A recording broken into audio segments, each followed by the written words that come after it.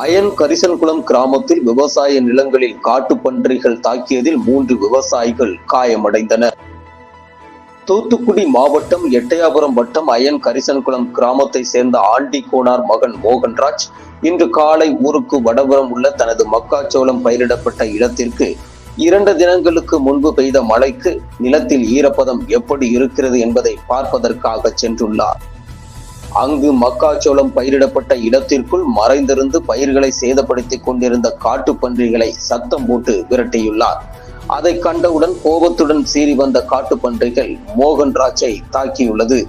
இதில் கை மற்றும் கால்களில் காயம் ஏற்பட்டதனை தொடர்ந்து அவரது சத்தம் கேட்டு அருகில் இருந்த விவசாயிகள் விரைந்து வந்து பன்றிகளை விரட்டியுள்ளனர். அப்பொழுது மீண்டும் பதட்டத்துடன் இருந்த பன்றிகள் மீண்டும் தாக்கத் தொடங்கியுள்ளது. இதனால் காப்பாற்ற வந்த விவசாயிகளான ராமசாமி மற்றும் சண்முகராஜ் ஆகியோருக்கும் கை, கால், உடல் முழுவதும் பன்றிகள் கடித்து குதறியது.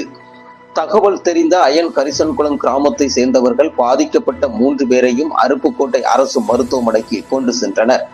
அங்கு அவசர சிகிச்சையில் அனுமதிக்கப்பட்டு தீவிர சிகிச்சை அளிக்கப்பட்டு வருகிறது. கடந்த 1 மாதத்திற்கு முன்பு புதூர் அருகே கம்பத்துப்பட்டி கிராமத்தை சேர்ந்த ஐயனாரப்பன் என்ற விவசாயி ஆடு மேய்த்து கொண்டிருந்த பொழுது காட்டுப்பன்றிகள் தாக்கியதில் மதுரை அரசு மருத்துவமனையில் தீவிர சிகிச்சையில் அனுமதிக்கப்பட்டார் என்பது குறிப்பிடத்தக்கது.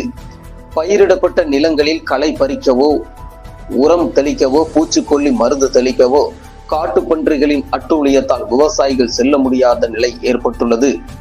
கடந்த 2019ஆம் ஆண்டு முதல் காட்டுப்பன்றிகள் விவசாய நிலங்களில் பெரும் சேதத்தை ஏற்படுத்தி வருகிறது.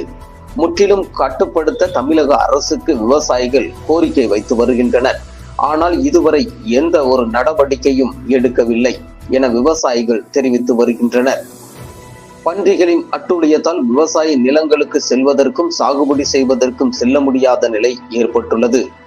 காட்டு பன்றிகளால் தாக்கப்பட்டு பாதிக்கப்பட்ட மக்களுக்கும் சேதமடைந்த விவசாய நிலங்களில் ஏற்பட்ட சேதத்திற்கும் அரசு நிவாரணம் வழங்க வேண்டும் என கோரிக்கை வைத்துள்ளனர்.